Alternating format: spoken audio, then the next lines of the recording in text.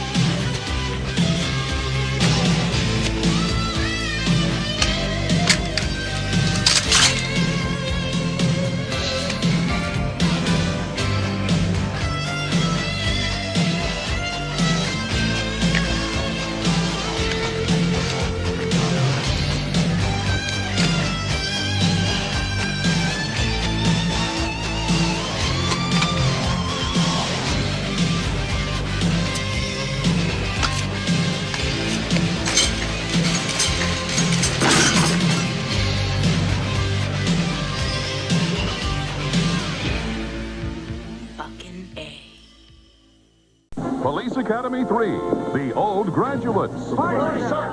Where do I go to register? The New Recruits. Shit! You're gonna make one heck of a cop.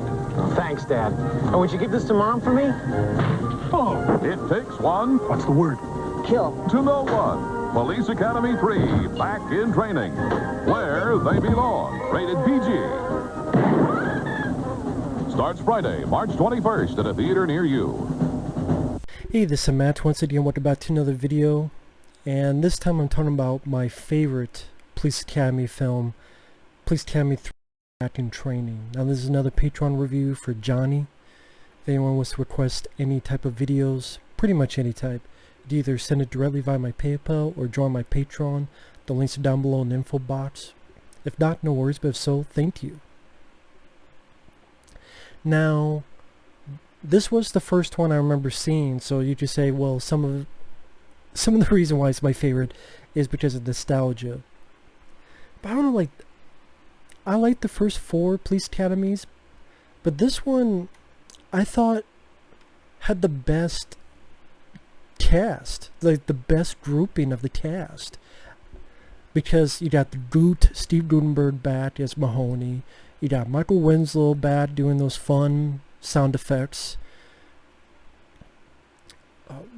One of my favorite bits with him, well, one is a driving test, and the female cadets making all these faces, while Winslow's making all these sounds, and the ladies making faces along with Michael Winslow's sounds, and then Michael Winslow goes, "Okay, you can start the car now, but if I hear any of those things, you fail."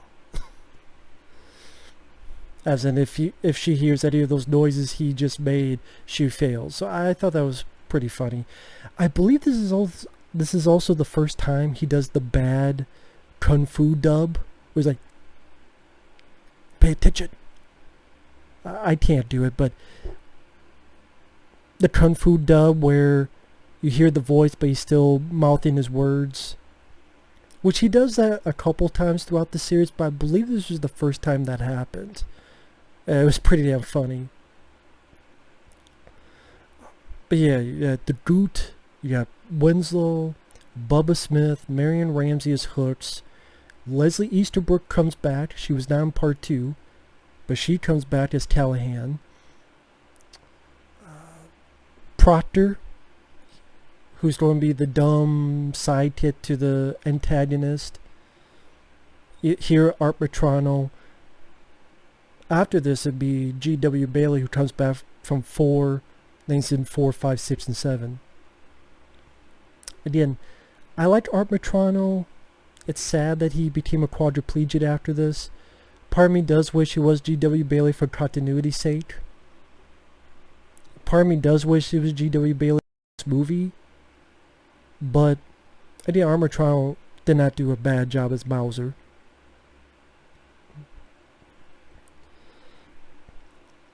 But yeah, you got Tackleberry back. One of the fun bits is someone's asking for the cigar. Hey, it's a non-smoking section. And Tackleberry warns the guy. The guy, of course, fucks with him. And then Tackleberry goes, "You put it out now, mister." He has a little crossbow and shoots the crossbow right at the guy's cigar.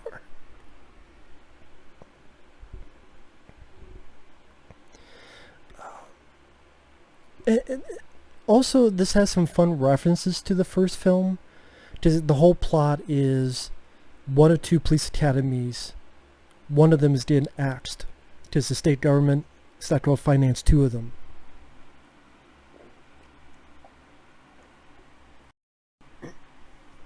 So Commandant Lassard brings some of the recruits from the first movie back to the academy.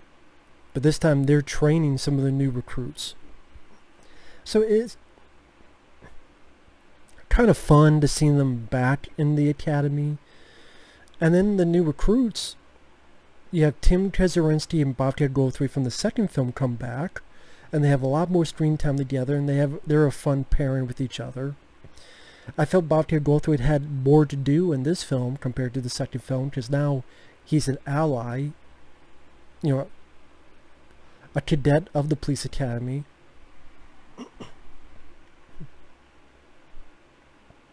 Again, he worked well with Tim Kazurinsky, who plays Sweet Chuck, and Bobcat again plays Zed, reformed now. And also Brian Tochi, who I remember, he's the voice of Leo in the first 3 live-action Ninja Turtle films.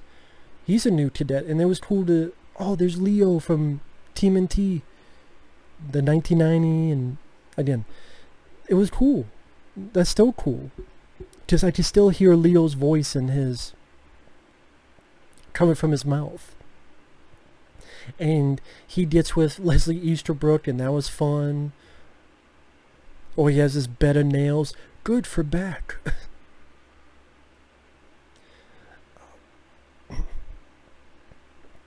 Either have fun scenes between Bobcat and Tim Kazurinsky, like Bobcat's playing the bongos and singing, keeping Tim awake, or they're punished to have these flashlights, and they give the flashlights to these dogs so that they don't have to do it. Or Bobcat later on, he starts a car, hot wires it with his mouth. I believe there's a training session, and Kazurinsky tries to train, and his shoe flies off into Bobcat's mouth. There's a fun scene where they're trying to teach him how to kick down a door and shoot. Like one guy shoots the lock, but he shot so many times that he has no more bullets. Or Bobcat yells and the whole fucking door comes down from his yelling. I just thought that this was the best cast of all the police academies. Had all the older guys I liked, except G.W. Bailey.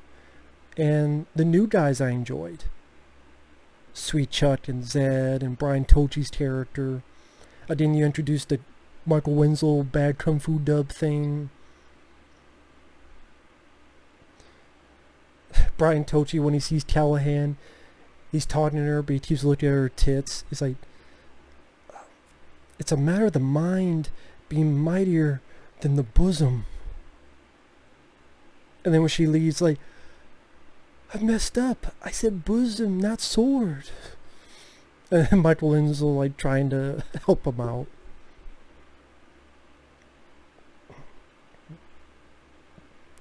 Of course, you have Gutenberg doing more pranks. This time, make it so that Bowser does this thing. He has to take it off, but it rips off his eyebrows. And then he tries to color it. Well, Proctor colors it in.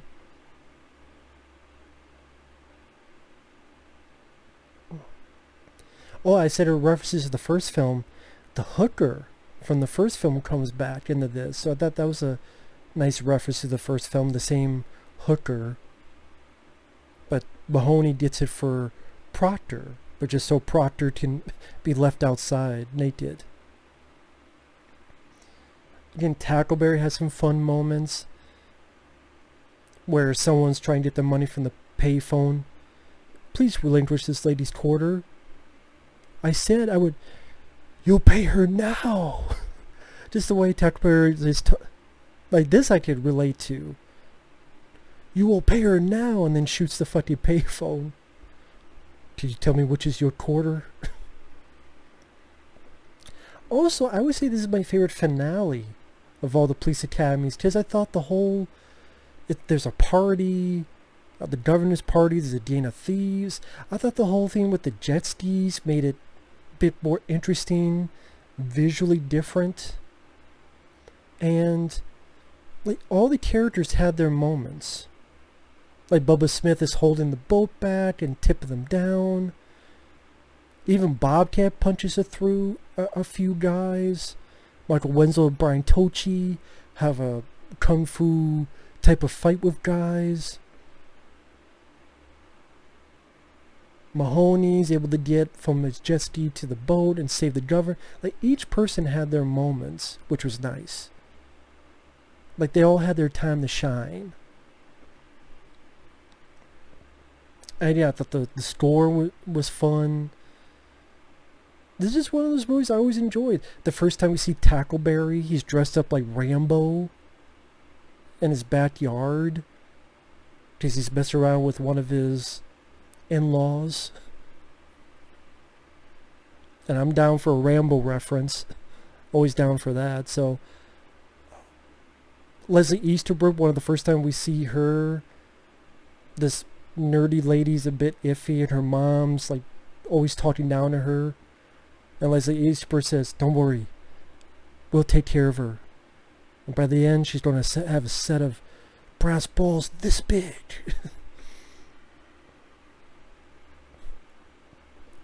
But I always thought it just had a lot of fun watching it again. The cast, the humor, it's the one I got the most laughs out of. And yeah, I've always enjoyed Police Academy 3.